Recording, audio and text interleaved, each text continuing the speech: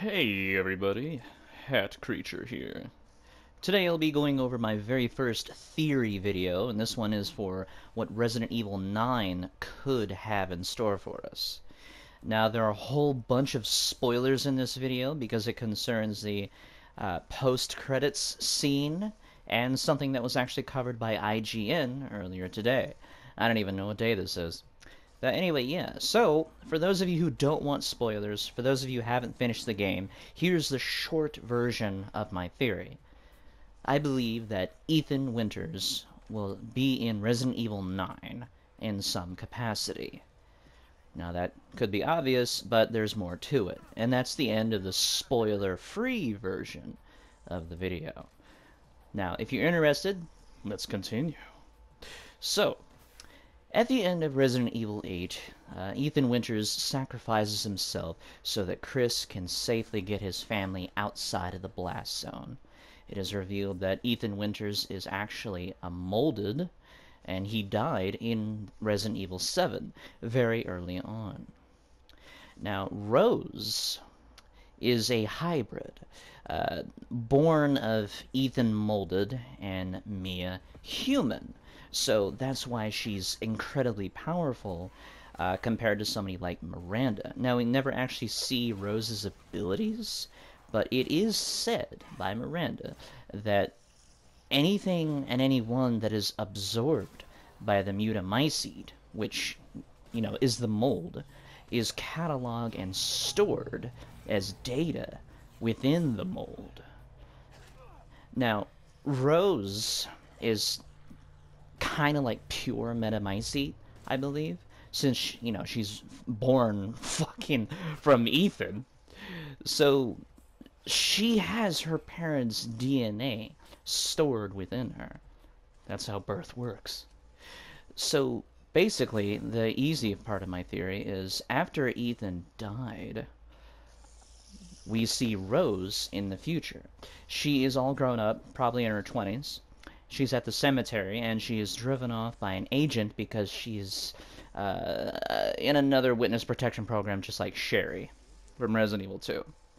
IGN posted a video, and in the video you can barely make out a figure in the distance. When Rose is driving up the road into the fade to black, you see a figure in the distance. IGN found this photo mod, and they were able to zoom in on that figure, and the figure is Ethan Winters. Now, this could be for multiple reasons, but I think it is a hint. Now, in all honesty, Capcom could have just been lazy, didn't want to make a new model of some random stranger. Maybe they did it just for fun. Haha, we know somebody's going to look at this and zoom in. Let's give him something to look at. I don't know, I think a clown would have been scarier. But they also could have done nothing. They didn't have to have a figure in the distance either. But they did, and they chose it to be Ethan, as Rose is driving towards him. Now, back to what I said before.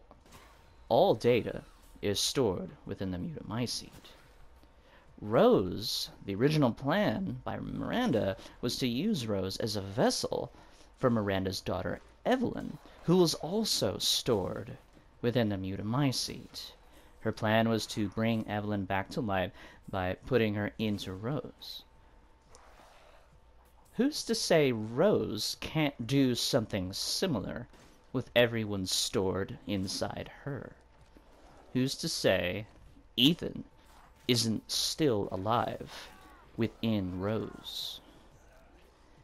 Now, back to Resident Evil 7, there is a scene, I don't have footage, there is a scene in Resident Evil 7 where Jack is presumably dead, and Ethan is within Evelyn's mold, and they're in sort of this, purgatory. Jack is sitting on the couch, and he is pleading, begging Ethan to, free his family from the mold. Now, the only way to do that was to destroy Evelyn. But Jack was basically dead at this point. Yes, he was still, in a way, alive in the swamp when he went after Zoe, but that wasn't actually Jack. That was just his body and a sliver of consciousness from Jack. But Jack himself was fully aware and alive within the mold purgatory as stored data within the Mutamycete, just like everyone else. And we actually see something like this when Ethan supposedly dies again at the end of Resident Evil 8 when his heart is pulled out. He's not actually dead. He's kind of in that comatose state when Jack Baker died several times. Every time he died, he crystallized, and then he came back later. This is what happened to Ethan.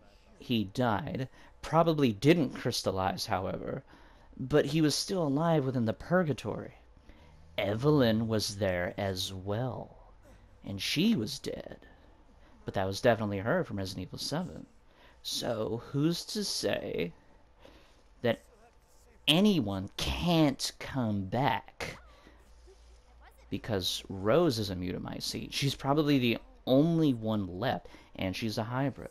She doesn't have anyone else stored within her, just her mother and her father. Probably not Eva, probably not, but the theory is that Ethan Winters will be coming back in Resident Evil 9 as possibly a hallucination for Rose. She can probably see him. He'll probably appear as like a moral support when she's getting down. He'll appear to her just as he revived himself. He'll be in their distance. He can talk to her, try to motivate her, be there for his daughter when she needs him most. It won't be much. He won't have a physical presence, but in comparison, it might be like Joker in Arkham Knight. I just spoiled Arkham Knight for you, but who didn't see that coming from Rocksteady? But anyway, yeah, there's my spoiler version of the theory for Resident Evil 9. We'll probably see the BSAA take over in a flashback, and that might have something to do with Rose's story, but probably not, since it's like 20 years after that. You never know. All I do hope for Resident Evil 9 is that when we play as Rose, we actually get to see what her abilities are. Now, I absolutely despise, having a character with abilities and not being able to use them. This is Resident Evil, and we're not supposed to have a power trip, but we should still be able to use her abilities, or find some way to suppress them so we can't use them. But it'd be really nice to actually play as a bioweapon for once. Not that Rose is a bioweapon, that technically she is. So, my hope, play as Rose with her abilities, and the theory is that Ethan Winters will probably show up as a hallucination. That's a really easy theory, but I think it stacks pretty well with what we know about the Mutamycete, and how everybody is stored within there. I mean, we didn't expect to see it.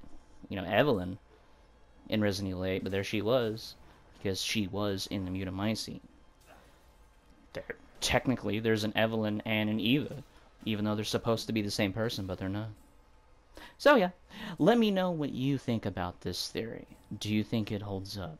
Do you think that Ethan is still alive within Rose as stored data? Do you think it's possible, if Rose wanted to, could bring him back? Maybe she's the only one who can truly bring people back from the dead, just as Miranda was going to do. Maybe there's an easier way. Maybe Rose is so powerful that Capcom has to find a way to neuter her so that they can actually write a story. Because that happens sometimes when you don't know what to do with your characters. You just throw them away. It's quite sad. So yeah, let me know what you think. And as always, have a great day.